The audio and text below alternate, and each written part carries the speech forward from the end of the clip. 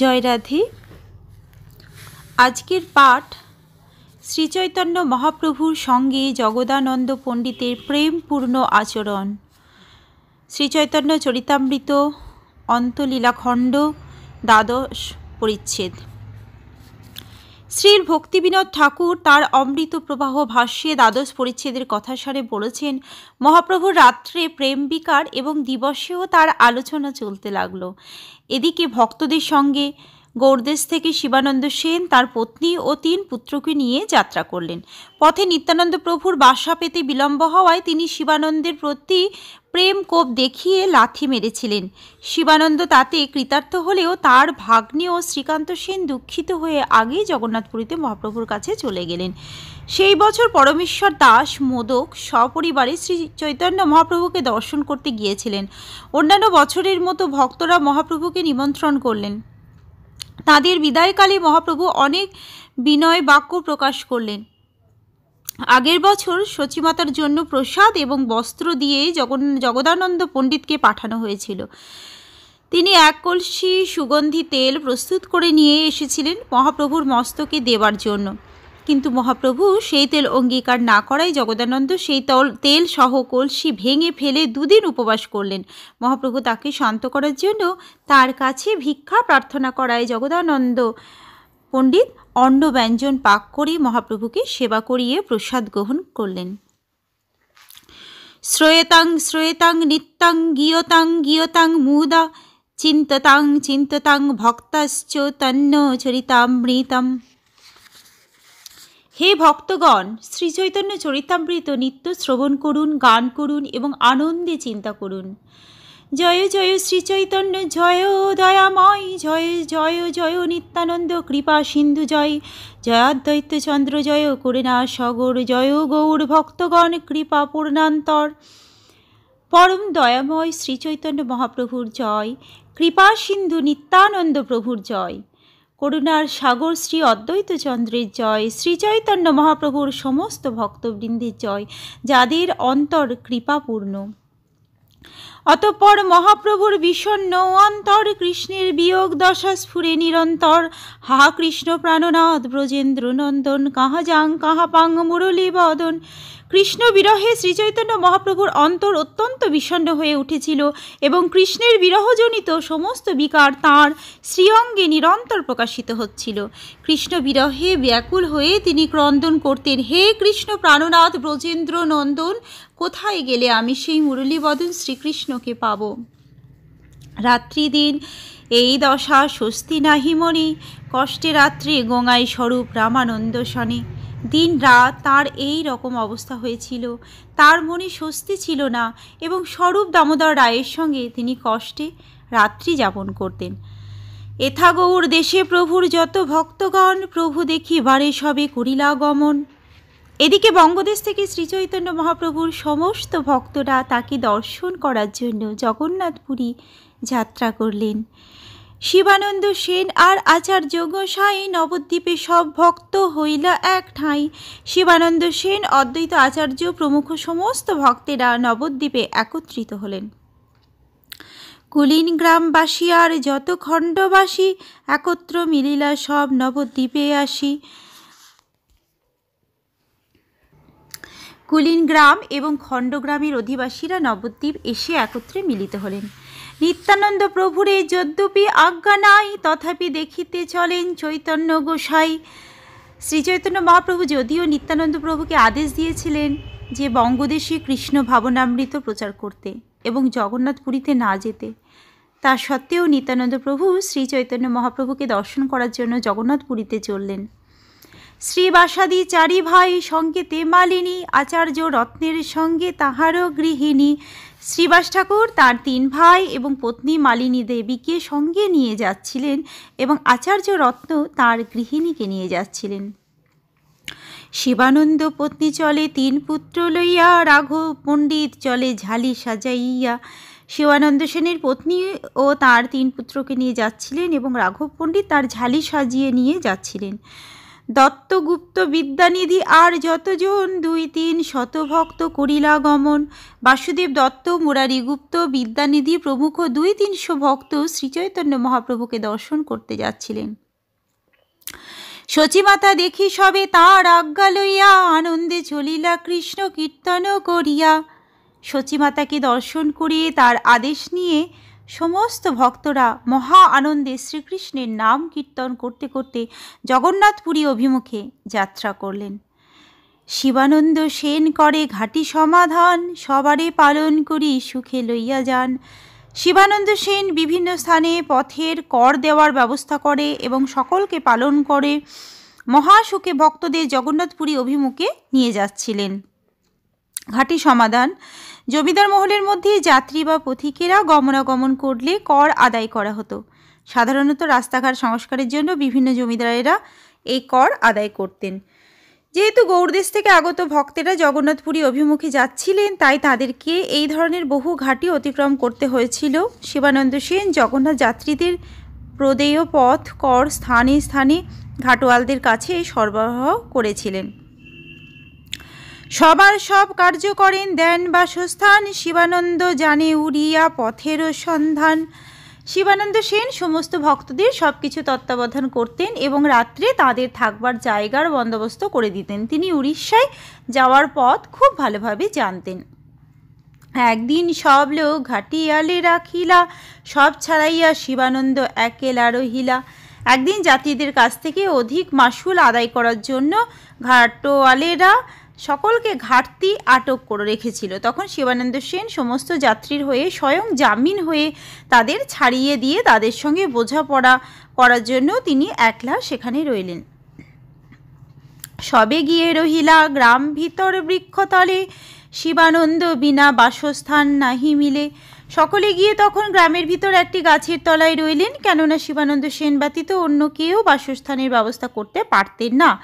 নিত্যানন্দ প্রভু ভোগে ভ্যাকুল হইয়া শিবানন্দে গালি পারে বাসা না পাইয়া। ইতিমধ্যে ক্ষুধায় কাতর হওয়ার লীলাবিলাস করে নিত্যানন্দ প্রভু বাসা না পাওয়ায় শিবানন্দ সেনের উদ্দেশ্যে গালি দিতে লাগলেন। 3 পুত্র মুরুক শিবার এখন না আইল, ভোখে মরি গেনু মোরে বাসা না দেওয়াইল। নিত্যানন্দ প্রভু বলতে লাগলেন, শিবানন্দের 3 পুত্র মুরুক, সে এখনও এলো না। আমি ক্ষুধায় মরে যাচ্ছি, অথচ সে এখনও এসে আমার বাসস্থানের ব্যবস্থা করল না। শুনি শিবানন্দের পত্নী কান্দিতে লাগিলা, হেনকালে শিবানন্দ ঘাটি হইতে আইলা। সে অভিশাপ শুনে শিবানন্দ সেনের পত্নী কাঁদতে লাগলেন। সেই সময় শিবানন্দ সেন ঘাটি থেকে সেখানে এলেন। শিবানন্দের পত্নী তারে কহেন কান্দিয়া, পুত্রে সাপ দিছেন গোসাই বাসা না পাইয়া। কাঁদতে কাঁদতে তার পত্নী তাকে বললেন, বাসা না পেয়ে নিত্যানন্দ প্রভু অভিশাপ দিয়েছেন যাতে আমাদের 3 পুত্রের মৃত্যু হয়। তেহ কহে বাউলি কেনে মরিস কান্দিয়া, মরুক আমার 3 পুত্র তাঁর বালাই লইয়া। শিবানন্দ সেন তাকে বললেন, তুমি পাগলিনীর মতো কেন কাঁদছ? নিত্যানন্দ প্রভুর অসুবিধা হওয়ার ফলে আমার 3 পুত্রের মৃত্যু হয়, হোক। এত বলি প্রভু পাশে গেলা শিবানন্দ, উঠি তারে লাথি মাইলা প্রভু নিত্যানন্দ। এই বলে শিবানন্দ সেন নিত্যানন্দ প্রভুর কাছে গেলেন। নিত্যানন্দ প্রভু তখন উঠে গিয়ে তাকে লাথি মারলেন। আনন্দিত হইলা শিবাই পাদ প্রহার পাইয়া, শীঘ্র বাসা ঘর কইলা গৌর ঘরে গিয়া। নিত্যানন্দ প্রভুর পাদপ্রহার লাভ করে শিবানন্দ সেন অত্যন্ত আনন্দিত হয়ে শীঘ্র গোয়ালার ঘরে গিয়ে নিত্যানন্দ প্রভুর থাকবার বন্দোবস্ত করলেন। চরণে ধরিয়া প্রভুরে বাসায় লইয়া গেলা, বাসা দিয়ে হৃষ্ট হইয়া কহিতে লাগিলা। নিত্যানন্দ প্রভুর পায়ে ধরে শিবানন্দ সেন তাকে সেই বাসস্থানে নিয়ে গেলেন এবং তার থাকবার সুবন্দোবস্ত করে অত্যন্ত আনন্দিত হয়ে তাকে বলতে লাগলেন, আজি মোরে ভৃত্য করি অঙ্গীকার কইলা, যেমন অপরাধ ভৃত্যের যোগ্য ফল দিলা। শিবানন্দ সেন নিত্যানন্দ প্রভুকে বললেন, আজ আপনি আমাকে আপনার ভৃত্যরূপে অঙ্গীকার করে আমার অপরাধের যোগ্য দণ্ড দিলেন। শাস্তি ছলে কৃপা করো, এ তোমার করুণা, ত্রিজগতে তোমার চরিত্র বুঝে কোন জনা। হে প্রভু, শাস্তি দেওয়ার ছলে আপনি কৃপা করেন, এ আপনার করুণা। এই ত্রিভুবনে এমন কে আছে যে আপনার চরিত্র বুঝে? ব্রহ্মার দুর্লভ তোমার শ্রীচরণ রেণু, হেন চরণ স্পর্শ পাইল মোর অধম তনু। আপনার চরণ রেণু লাভ করা ব্রহ্মার পক্ষেও দুর্লভ, কিন্তু আমার এই অধম দেহ আজ সেই শ্রী পাদপদ্মের স্পর্শ লাভ করল। আজি মোর সফল হইল জন্ম কুল কর্ম, আজি পাইন কৃষ্ণ ভক্তি অর্থ কাম ধর্ম। আজ আমার জন্ম কুল এবং কর্ম সব কিছুই সফল হলো। আজ আমি ধর্ম অর্থ কাম এবং কৃষ্ণ ভক্তি লাভ করলাম। শুনি নিত্যানন্দ প্রভুর আনন্দিত মন, উঠি শিবানন্দে কইলা প্রেম আলিঙ্গন। তা শুনে নিত্যানন্দ প্রভু অত্যন্ত আনন্দিত হলেন এবং উঠে গিয়ে শিবানন্দ সেনকে গভীর প্রেমে আলিঙ্গন করলেন। আনন্দিত শিবানন্দ করে সমাধান, আচার্যাদি বৈষ্ণবের দিলা বাসস্থান। তখন অত্যন্ত আনন্দিত হয়ে শিবানন্দ সেন অদ্বৈত আচার্য প্রমুখ সমস্ত বৈষ্ণবদের বাসস্থানের ব্যবস্থা করলেন। নিত্যানন্দ প্রভুর সব চরিত্র বিপরীত, ক্রুদ্ধ হইয়া লাথি মারি করে তার হিত। নিত্যানন্দ প্রভুর চরিত্র বিপরীত ধর্মী।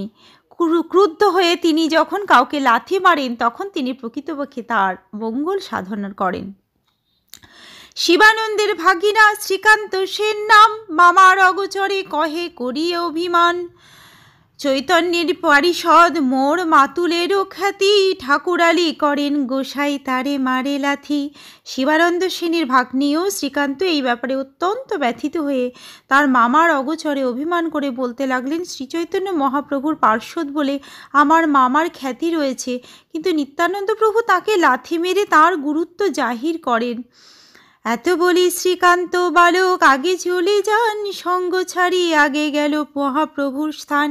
এই বলে বালক শ্রীকান্ত দল ছেড়ে একলা শ্রীচৈতন্য মহাপ্রভুর কাছে চলে গেলেন। পেটাঙ্গি গায়ে করে দণ্ডবত নমস্কার, গোবিন্দ কহে শ্রীকান্ত আগে পেটাঙ্গি উতার। শ্রীকান্ত শ্রীচৈতন্য মহাপ্রভুকে দণ্ডবত প্রণতি নিবেদন করলেন। তখন গোবিন্দ তাকে বললেন, শ্রীকান্ত প্রথমে তোমার গায়ের জামা খোলো। জামা গায়ে ভগবানের মন্দিরে প্রবেশ করে ভগবানকে কিছু নিবেদন করা উচিত নয়। সে সম্বন্ধে তন্ত্রশাস্ত্রে বলা হয়েছে, বস্ত্রেণা বৃত দেহস্থ যো নর প্রণমেদ্ধরিম স্ত্রী ভবতী মূঢ়াত্মা সপ্ত জন্মনি ভাবিনী। জামা গায়ে দিয়ে যে ব্যক্তি ভগবানকে প্রণাম করে তার 7 জন্মে কুষ্ঠ রোগ হয়। প্রভু কহে শ্রীকান্ত আসিয়াছে পাইয়া মন দুঃখ, কিছু না বলিহ করুক যাতে ইহার সুখ। শ্রীচৈতন্য মহাপ্রভু গোবিন্দকে বললেন, মনে দুঃখ পেয়ে শ্রীকান্ত এখানে এসেছে, যাতে তার সুখ হয় তাই সে করুক। বৈষ্ণবের সমাচার গোসাই পুছিলা, একে একে সবার নাম শ্রীকান্ত জানাইলা। শ্রীকান্তের কাছে শ্রীচৈতন্য মহাপ্রভু সমস্ত বৈষ্ণবের খবর জিজ্ঞাসা করলেন এবং একে একে সকলের নাম করে শ্রীকান্ত তাদের কথা তাকে জানালেন। দুঃখ পাইয়া আসিয়াছে এই প্রভুর বাক্য শুনি, জানিলা সর্বজ্ঞ প্রভু এত অনুমানী। মহাপ্রভুকে দুঃখ পেয়ে এখানে এসেছে এই কথা বলতে শুনে শ্রীকান্ত বুঝতে পারলেন শ্রীচৈতন্য মহাপ্রভু হচ্ছেন সর্বজ্ঞ। শিবানন্দে লাথি মারিলা ইহা না কহিলা, এথা সব বৈষ্ণবগণ আসিয়া মিলিলা। নিত্যানন্দ প্রভুর শিবানন্দ সেনকে লাথি মারার কথা শ্রীকান্ত শ্রীচৈতন্য মহাপ্রভুকে বলেননি। ইতিমধ্যে সমস্ত বৈষ্ণবীরা সেখানে এসে শ্রীচৈতন্য মহাপ্রভুর সঙ্গে মিলিত হলেন। পূর্ববৎ প্রভু কইলা সবারও মিলন, শ্রী সব দূর হইতে কইলা প্রভুর দর্শন। শ্রীচৈতন্য মহাপ্রভু পূর্ববৎ সকলের সঙ্গে মিলিত হলেন। স্ত্রীলোকেরা দূর থেকে শ্রীচৈতন্য মহাপ্রভুকে দর্শন করলেন। বাসাঘর পূর্ববৎ সবারে দেওয়াইলা, মহাপ্রসাদ ভোজনে সবারে বলাইলা। পূর্ববৎ সকলকে তিনি থাকবার জায়গা দেওয়ালেন এবং সকলকে মহাপ্রসাদ ভোজন করার জন্য নিমন্ত্রণ করলেন। শিবানন্দ 3 পুত্রে গোসাইরে মিলাইলা, শিবানন্দ সম্বন্ধে সবাই বহু কৃপা কইলা। শিবানন্দ সেন তার 3 পুত্রকে শ্রীচৈতন্য মহাপ্রভুর কাছে নিয়ে গেলেন এবং শিবানন্দ সেনের সম্পর্কে মহাপ্রভু তাদের সকলকে বহু কৃপা করলেন। ছোট পুত্রে দেখি প্রভু নাম পুছিলা, পরমানন্দ দাস নাম সেই জানাইলা। শিবানন্দ সেনের ছোট পুত্রকে দেখে শ্রীচৈতন্য মহাপ্রভু তার নাম জিজ্ঞাসা করলেন এবং শিবানন্দ সেন তাকে জানালেন যে তার নাম পরমানন্দ দাস। পূর্বে যবে শিবানন্দ প্রভু স্থানে আইলা, তবে মহাপ্রভু তারে কহিতে লাগিলা, এবার তোমার যেই হইবে কুমার, পুরীদাস বলি নাম ধরিও তাহার। পূর্বে শিবানন্দ সেন যখন শ্রীচৈতন্য মহাপ্রভুর কাছে এসেছিলেন, তখন শ্রীচৈতন্য মহাপ্রভু তাকে বলেছিলেন, এবার তোমার যে ছেলে হবে তার নাম রেখো পুরীদাস। তবে মায়ের গর্ভে হয় সেই তো কুমার, শিবানন্দ ঘরে গেলে জন্ম হইল তার, তখন সেই শিশুটি তার মায়ের গর্ভে ছিল। শিবানন্দ সেন যখন ঘরে ফিরে গেলেন, তখন তার সেই পুত্রটির জন্ম হয়। প্রভু আজ্ঞায় ধরিলা নাম পরমানন্দ দাস, পুরীদাস করি প্রভু করেন উপহাস। শ্রীচৈতন্য মহাপ্রভুর আজ্ঞা অনুসারে তার নাম রাখা হয়েছিল পরমানন্দ দাস। মহাপ্রভু উপহাস করে তাকে পুরীদাস বলে ডাকতেন। শিবানন্দ যবে সেই বালকে মিলাইলা, মহাপ্রভু পদাঙ্গুষ্ঠ তার মুখে দিলা। শিবানন্দ সেন যখন সেই শিশুটিকে শ্রীচৈতন্য মহাপ্রভুর কাছে নিয়ে গেলেন, তখন মহাপ্রভু তার পদাঙ্গুষ্ঠ তার মুখে দিলেন। শিবানন্দের ভাগ্য সিন্ধু কে পাইবে পার, যার সব গোষ্ঠীকে প্রভু কহে আপনার। শিবানন্দ সেনের সৌভাগ্যরূপ সমুদ্র কে পার হতে পারে, যার পরিবারে সকলকে শ্রীচৈতন্য মহাপ্রভু আপনজন বলে মনে করতেন। তবে সব ভক্ত লইয়া করিলা ভোজন, গোবিন্দের আজ্ঞা দিলা করিয়া চুমন। শিবানন্দের প্রকৃতি পুত্র যাবত এথায়, আমার অবশেষ পাত্র তারা যেন পায়। তখন শ্রীচৈতন্য মহাপ্রভু সমস্ত ভক্তদের নিয়ে ভোজন করলেন এবং আচমন করে গোবিন্দকে নির্দেশ দিলেন, শিবানন্দ সেনের স্ত্রী পুত্র যতদিন এখানে থাকবে ততদিন তারা যেন আমার ভোক্তাবশিষ্ট পায়। নদিয়াবাসী মোদক তার নাম পরমেশ্বর, মোদক বেচে প্রভুর বাটির নিকট তার ঘর। নদিয়াবাসী এক মিঠাইওয়ালা ছিল, যার নাম ছিল পরমেশ্বর মোদক। তিনি মিষ্টি বিক্রি করতেন এবং শ্রীচৈতন্য মহাপ্রভুর বাড়ির কাছেই ছিল তার বাড়ি। বালককালে প্রভু তার ঘরে বারবার যান, দুগ্ধখণ্ড মোদক দেয় প্রভু তাহা খান। বালক অবস্থায় শ্রীচৈতন্য মহাপ্রভু বারবার সেই পরমেশ্বর মোদকের বাড়ি যেতেন। মোদক তাকে তখন দুধ ও মিষ্টি দিতেন এবং মহাপ্রভু মহানন্দে তা খেতেন। আজকের পাঠ এই অবধি। জয় রাধে। ভজ শ্রীকৃষ্ণ চৈতন্য প্রভু নিত্যানন্দ, শ্রী অদ্বৈত গদাধর শ্রীবাসাদি গৌর ভক্তবৃন্দ। হরে কৃষ্ণ